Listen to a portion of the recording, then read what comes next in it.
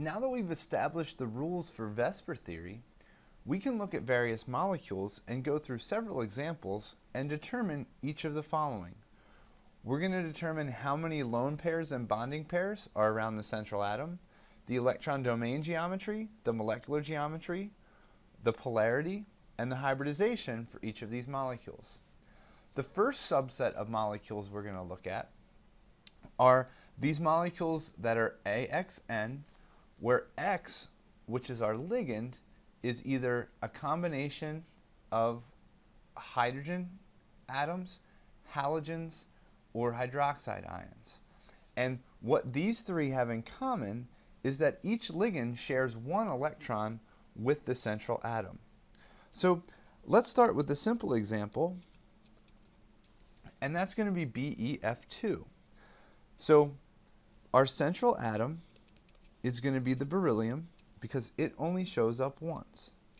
Beryllium has 2 valence electrons. Fluorine are the ligands. There's 2 of them. Each of them contribute 1 electron. This gives us a total of 4 electrons. With 4 electrons, there's going to be 2 pairs of electrons. And remember, in VSEPR theory, the pairs is what we're concerned with. Since there's going to be 2 bonds between the beryllium and the 2 fluorines, there's going to be 2 lone pairs, or sorry, 2 bonding pairs and 0 lone pairs. So when we draw our molecule, we're going to have beryllium in the center with 2 bonding pairs, and the 2 pairs, we can say there's 2 electron domains. This means that our electron domain geometry is going to be linear. And any case where we have the same number of total pairs and bonding pairs, the electron domain geometry is going to be the exact same as the molecular geometry. So our molecular geometry is also going to be linear. So if we look at this particular molecule, we can determine if it's going to be polar or nonpolar in the same way we did for previous videos.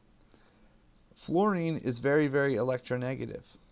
So it's going to pull the electrons in equal and opposite directions in a strong manner. So each of these vectors right here cancel out. So this is going to be a nonpolar molecule. And the hybridization comes from the number of total pairs. So in this case, we have 2 pairs around the central atom. So the hybridization has to be sp. And the subscripts which we don't list, it's kind of like saying S1P1. When you add those 2 subscripts together, they must add up to the total number of pairs. And remember that an octet is derived from an s and a p orbital. Remember from the block diagrams that the s and the p orbitals can each hold, or each of these blocks can hold 2 electrons for a total of 8. So that leads us to our octet. So the different combinations or the different mixing or hybridization that we can have from these orbitals are sp, sp2, and sp3. And the sum of the coefficients is going to equal to the total number of electron pairs. So in the case of sp, there's going to be 2 electron pairs or electron domains around the central atom. If we have an sp2, there's going to be 3. And if there's going to be an sp3, there's going to be 4. So that's how you would analyze this for beryllium fluoride. Now let's look at another example, which is BF3.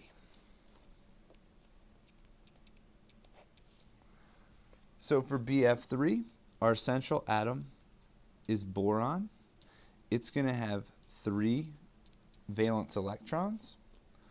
Our ligands are fluorine. There's 3 of them. Each contribute 1 electron to the central atom. That means we're going to have 6 total electrons, which will give us 3 pairs of electrons. There's going to be 3 boron-fluorine bonds, so that means we have 3 bonding pairs and 0 lone pairs of electrons. So based on this, our electron domain geometry is going to be trigonal planar, and our molecular geometry is also going to be trigonal planar because the number of total pairs is going to equal the number of bonding pairs. If we have 3 total pairs of electrons, our hybridization must be sp2. So if we were going to draw this molecule, we have boron in the center with 3 electron domains around it. All of those domains are going to be bonding domains, and we're going to surround them with 3 fluorines. We can determine this bond angle to be 120 degrees.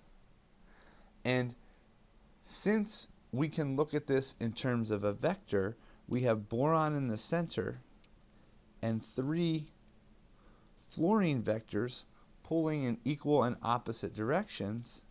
This molecule will be nonpolar. Our next example will be CH4. In CH4, our central atom is going to be the carbon. Carbon has 4 valence electrons. Our ligands are hydrogen. There's 4 of them. Each contributes 1 electron. This gives us a total of 8 electrons, or 4 pairs. Since there's 4 carbons, each one of those carbon is going to form a bond to the hydrogen, so that gives us 4 bonding pairs and 0 lone pairs. So this is going to tell us, with our 3 pairs, that our hybridization is sp3 and our electron domain geometry is tetrahedron. If the number of total pairs is equal to the number of bonding pairs, our molecular geometry is also tetrahedron.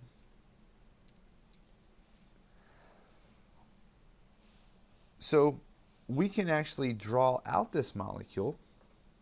We have a carbon in the center, and in a tetrahedral molecule, all the bond angles are going to be 109.5 degrees. So this bond angle right here is going to be 109.5 degrees because these hydrogen atoms are going to try to get themselves as far away from apart as possible to minimize the repulsion.